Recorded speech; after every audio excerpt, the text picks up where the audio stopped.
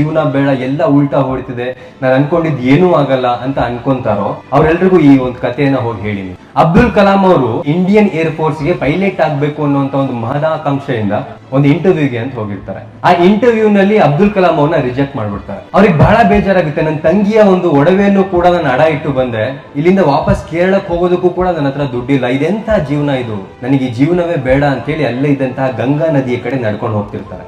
ಆಗ ಅಲ್ಲೇ ಇದ್ದಂತಹ ಶಿವಾನಂದಜಿ ಅನ್ನುವಂತ ಒಬ್ಬ ಸ್ವಾಮೀಜಿ ಅವ್ರು ಈ ಹುಡುಗನನ್ನ ನೋಡ್ತಾರೆ. ಅಬ್ದುಲ್ ಕಲಾಂ ಅವ್ರನ್ನ ಕರೀತಾರೆ. ಕರೆದು ಅಲ್ಲಿ ಯಾಕೆ ಹೋಗ್ತಿದ್ಯಪ್ಪ, ಅಲ್ಲಿ ಹೋದ್ರೆ ತುಂಬಾ ಆಳ ಇದೆ, ನಿನಗೆ ಕೇರಳಕ್ಕೆ ಹೋಗಿ ದುಡ್ಡು ಬೇಕು ಅಷ್ಟೇ ಅಲ್ವಾ, ದುಡ್ಡನ್ನ ನಾನ್ ಕೊಡ್ತೀನಿ, ಹೋಗು, ಮತ್ತೆ ಜೀವನವನ್ನ ಹೊಸದಾಗಿ ಶುರು ಮಾಡು, ಮತ್ತೆ ಪ್ರಯತ್ನವನ್ನ ಮಾಡು ಅಂತ ಹೇಳ್ತಾರಂತೆ.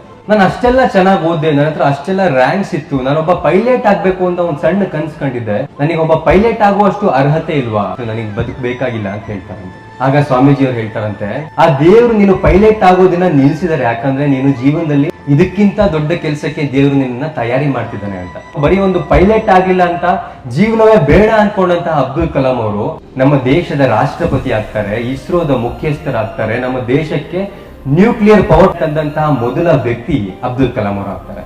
ಜೀವನದಲ್ಲಿ ಏನೂ ಆಗ್ತಿಲ್ಲ, ಎಲ್ಲ ಉಲ್ಟಾ ಹೊಡ್ತಿದೆ ಅಂತ ನಿಮ್ಗೆ ಮಾತ್ರ ಅನ್ಸೋದಿಲ್ಲ, ಅಬ್ದುಲ್ ಕಲಾಂ ಅವ್ರಿಗೂ ಕೂಡ ಅನ್ಸಿತ್ತು. ದೇವರು ನಮ್ಗೆ ಯಾವ್ದನ್ನಾದ್ರೂ ಕೊಡ್ತಿಲ್ಲ ಅಂದ್ರೆ ಅದಕ್ಕೂ ಬಹಳ ದೊಡ್ಡದನ್ನ ದೇವರು ನಮ್ಗೆ ಕೊಡ್ಬೇಕು ಅಂತ ನಿರ್ಧಾರ ಮಾಡ್ಕೊಂಡಿದ್ದಾರೆ ಅಂತ ಅನ್ಕೋಬೇಕು.